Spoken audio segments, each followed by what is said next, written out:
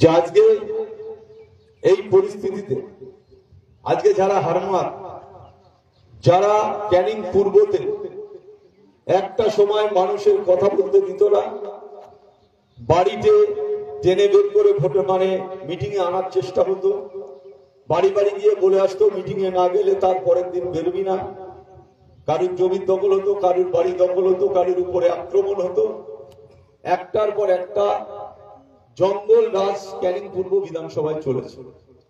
আজকে সেই ভদ্রলোক তিনি ভাঙড়ে, আমি বলেছিলাম ভাঙড়ে মধুর হাঁড়ি আছে, তাই তিনি মধুর হাঁড়ি চাটার জন্য ভাঙড় বিধানসভায় লড়াই করেছেন। আজকে সেখানে হেরে গেছে। পরবর্তীতে দেখেছেন এনআইএ তাকে অ্যারেস্ট করেছে।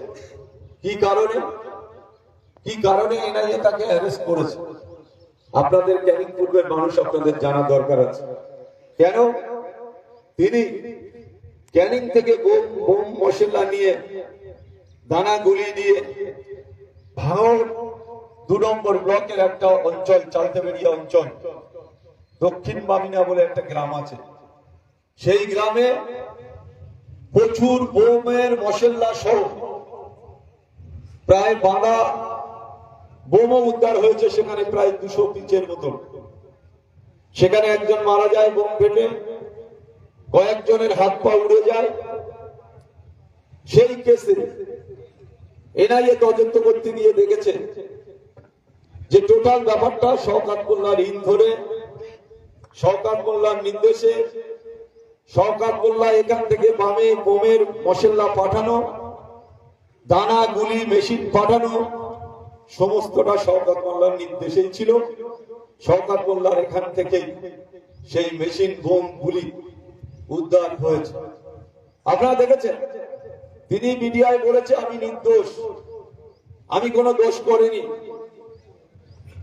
আমার বিরুদ্ধে কোনো কমপ্লেন নেই। তাহলে এনআইএ কে তাকে ডেকেছে কি চুমো খাওয়ার জন্য?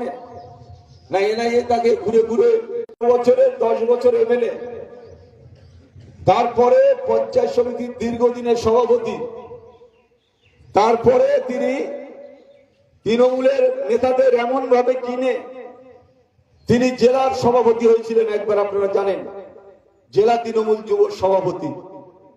তিনি কোনটা করেননি থানার